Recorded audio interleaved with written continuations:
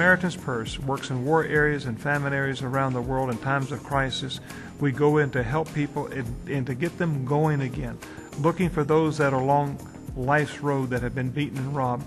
But we do it in the name of the Lord Jesus Christ. I've been to over 150 countries doing this in a lot of war zones. I think I've probably been shot at in more countries than most people ever, well, probably could even name. But I've never had to go to one place and do one thing that I know that Franklin hasn't already gone and done himself, or isn't willing to go and do it himself. And because he provides that kind of leadership, and he keeps before us the need to touch people and to remember that we want to touch them in this life. This life's very important.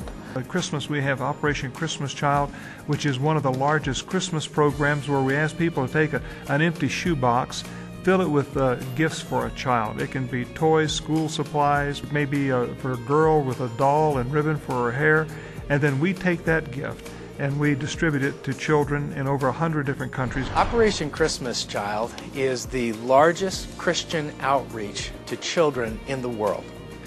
To date, Samaritan's Purse has given out over 50 million gift boxes in more than 120 different countries around the world. I like helping people. I've been doing this for 30 years. And when you can go into a country where people have been devastated by whatever, or you can go into a community where they've been destroyed by whatever, and you come in and you help them with no strings attached, no conditions, but you just come in and just love them and help them and just love on them and tell them about God's Son. I tell you what, I get excited about it. It is a tremendous opportunity. Our camp was shelled a lot by the Vietnamese when we lived on the Cambodian border, every other day almost. And one particularly bad time of shelling, we had over 100 people killed in the camp and several hundred people wounded. Well, Franklin Graham was due to visit the next day, and when the camp is shelled so badly, they shut off the whole area. But I'd asked a favor of the military commanders. I said, look, it's Billy's son, and it'd be great to have him come into the camp. And they weren't going to let him in, but they said, okay, you're responsible for him though. And the camp gets shelled again the next day, which often would happen.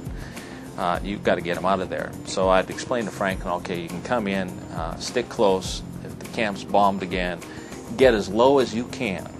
And I'll get the vehicles turned around, I'll get you out. So sure enough, the camp gets shelled again.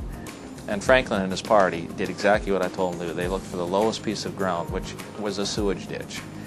And my first fond memory of Dr. Billy Graham's son, Franklin Graham, was looking around for this low point of ground, seeing the sewage ditch, and diving headlong into the sewage ditch. And the first thought that went through my mind is, I'm going to get Billy's son killed. I'll never make it to heaven. The bottom line on Franklin Graham is this: what you see is what you get. Who he is with you is who he is with me, is who he is with everyone else. Franklin Graham does not change. Basic ingredient for him is this drive, this compassion, this passion to share the love of Jesus Christ with everyone that he meets. We believe that just as Christ had compassion on the poor and needy, that we want to exemplify that with our lives, and we come together in the name of Jesus Christ, go and meet the needs of these people who are suffering all over the world.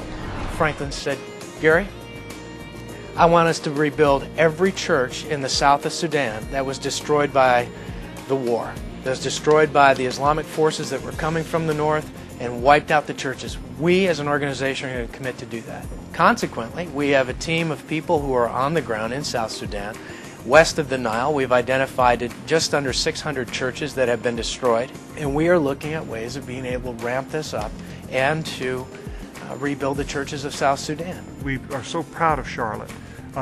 Even though I live in Boone, a good part of our ministry is there in Charlotte. My father's headquarters, Operation Christmas Child, with so much of our work stationed there.